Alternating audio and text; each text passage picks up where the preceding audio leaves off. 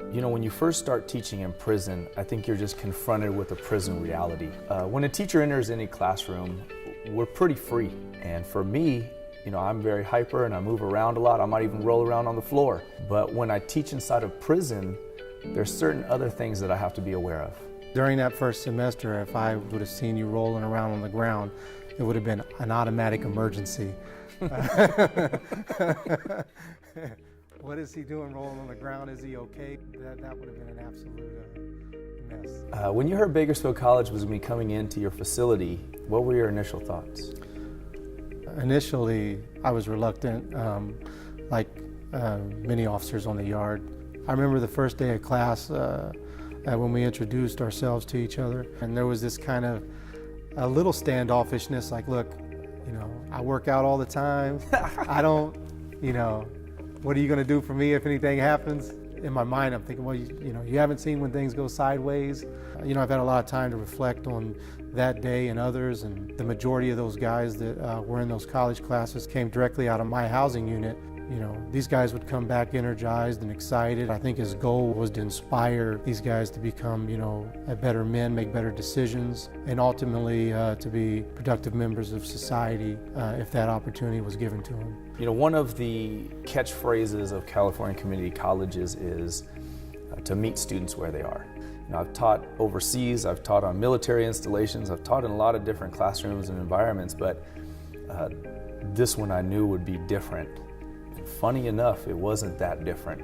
You don't relax your standards because you're teaching inside a prison. In many ways, it's even more difficult of a class. I expect more. Yeah, I expect more. Exactly. Is there any stories or examples that where you saw a change in the men or change on the yard? Sometime after the first, second, or third class, there was this kind of silence that resonated throughout the housing unit. And in prison, silence oftentimes is associated with tension. And I remember saying to my partner at the time, hey, let's go make rounds real quick. Instead of responding to a cell door where a battery would occur, I'm walking by the door and I'm seeing the guys that are in the Bakersfield program are thumbing through the books. You know, I couldn't ignore what I seen. Instead of violence or disruptive behavior, many of these guys focusing on your class. I think this was the thing that kind of began changing my mind about the Bakersfield College program.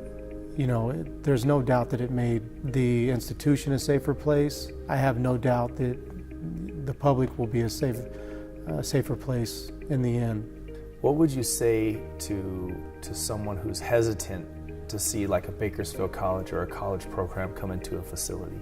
I think if you're talking about how much it costs to house, you know, an offender inside, it is far cheaper to give them an education.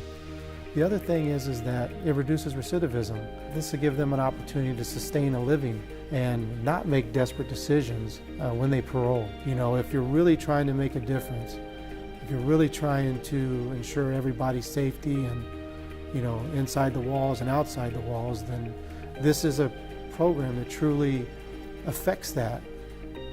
And, you know, I've seen it with my own eyes, it works.